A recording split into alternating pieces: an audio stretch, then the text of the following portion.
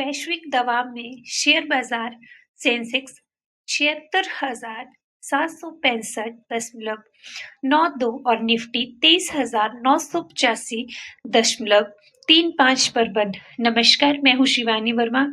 आइए देखते हैं आज की बिजनेस न्यूज। मंगलवार को भारतीय शेयर बाजार वैश्विक बाजारों से मिले कमजोर संकेतों के बीच मामूली गिरावट के साथ बंद हुआ।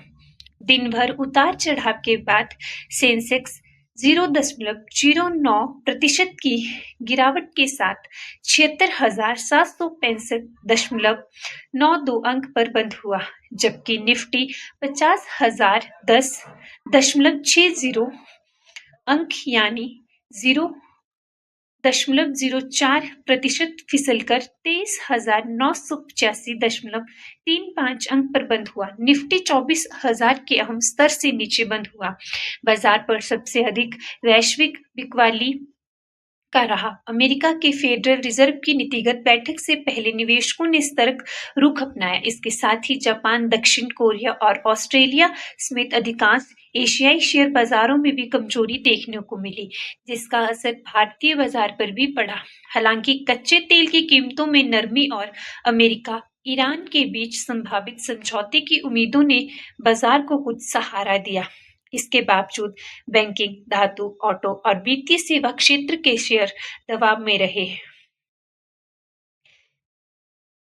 बीएमएल और आईसीआईसी बैंक जैसे कुछ प्रमुख शेयरों में लगभग 4% की गिरावट दर्ज की गई। वहीं सूचना प्रौद्योगिकी, आईटीआई, रियल एस्टेट और एफएमसीजी सेक्टर के शेयरों में खरीदारी देखने को मिली।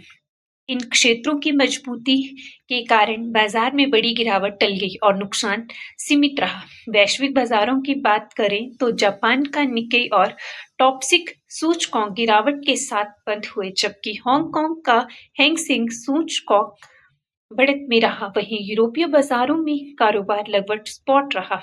कॉर्पोरेट जगत से भी एक अहम खबर सामने आई है। हिंदुस्तान यूनिलीवर ने चालू वित्त वर्ष की पहली तिमाही में 10% राजस्व वृद्धि दर्ज की। हालांकि टैक्स क्रेडिट के प्रभाव के कारण कंपनी का शुद्ध मुनाफा लगभग 3% घट गया। विदेशी मुद्रा बाजार में भारतीय रुपया अमेरिका डॉलर के मुकाबले 0.07% मजबूत होकर 95,008.8450 प्रति डॉलर पर बंद हुआ।